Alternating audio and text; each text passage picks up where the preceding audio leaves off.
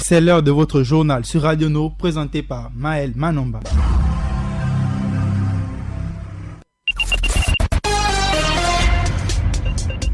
Assalamu alaikum, Maël Manomba de Mouabi à la présentation. Nous parlerons dans cette édition d'information de la petite Kabongi Pascal âgée de 12 ans, atteinte d'une maladie rare qui affecte le foie. Après plusieurs démarches entreprises par sa famille, le SAMU social gabonais s'engage à prendre en charge totalement et gratuitement l'adolescente.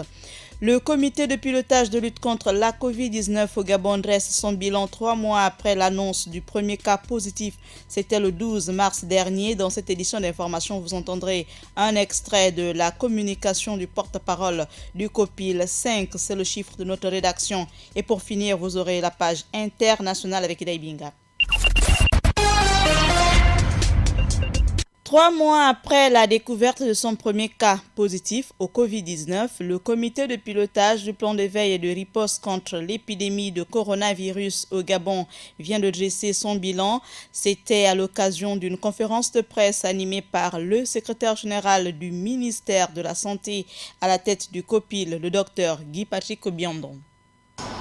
Mesdames et messieurs, les derniers résultats sur la riposte nationale sont encourageants et donnent l'espoir.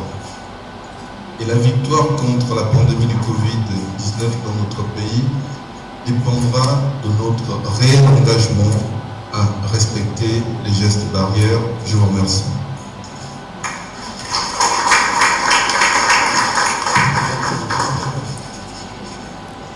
Voilà à l'instant un extrait de la conférence de presse du porte-parole du COPIL qui dresse son bilan actuellement du côté des locaux du ministère de la Santé. Son bilan de la lutte 3 mois après l'annonce du premier cas positif, c'était le 12 mars dernier. À ce jour, aux dernières nouvelles, 13 résultats positifs ont été déclarés sur un navire dans le cadre de la surveillance épidémiologique.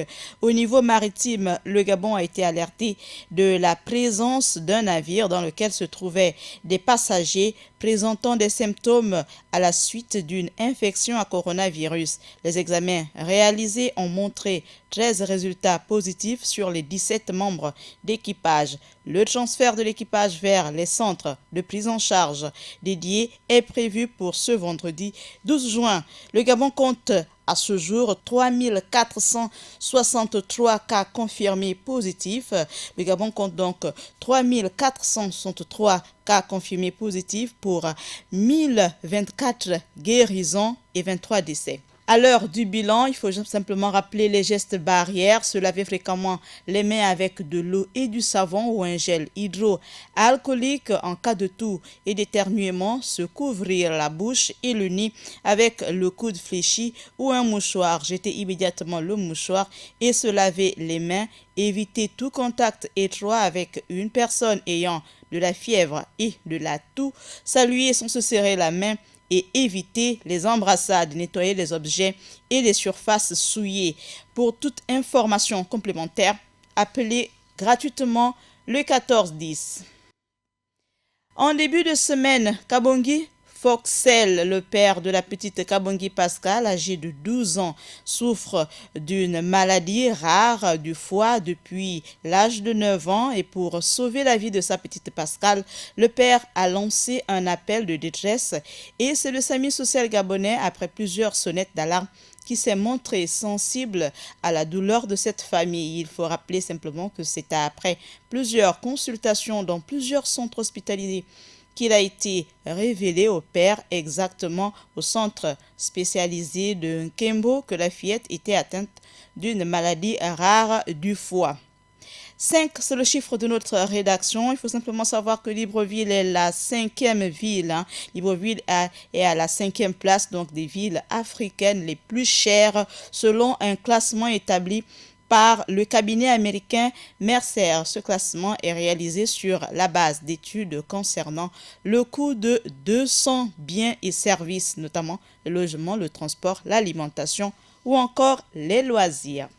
Enfin, tour à l'international avec Ida Ibinga pour parler des populations locales du côté de la RDC. Les populations locales bénéficient trop peu de la redevance minière. C'est du côté de la RDC selon le Cordaid.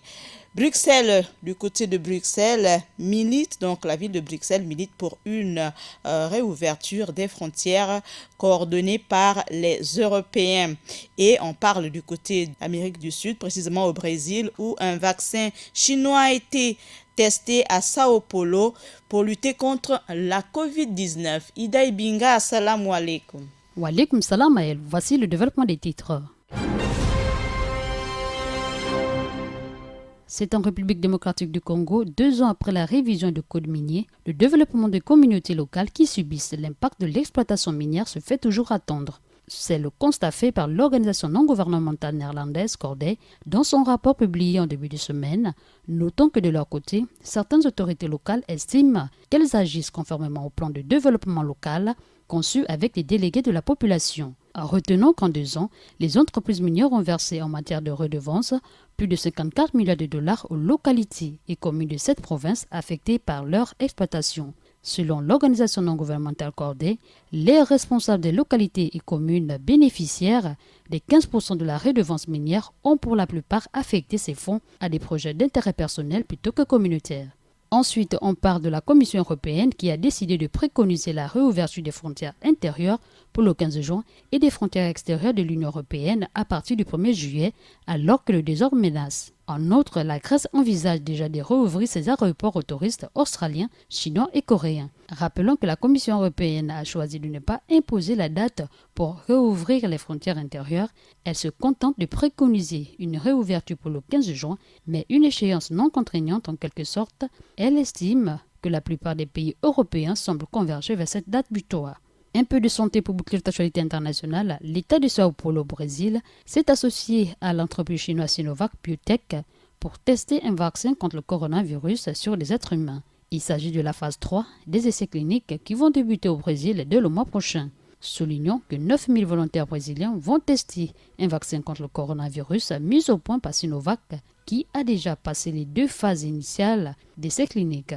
Cependant, il reste la phase décisive pour prouver son efficacité sur les êtres humains, afin que le vaccin puisse être commercialisé. Mais le gouverneur de l'État de Sao Paulo a signé un accord avec cette entreprise chinoise. Il va investir quelques 15 milliards d'euros dans cette opération. Merci Maël, merci fidèles auditeurs, c'est tout pour cette page internationale du jour. Merci Ida Ibinga. Également rappeler simplement les titres de cette actualité, cette édition d'information. Le Gabon dresse 3 mois après la découverte de son premier cas positif le bilan de la riposte. Le Gabon compte 3463 cas confirmés positifs pour 1024 guérisons et 23 morts.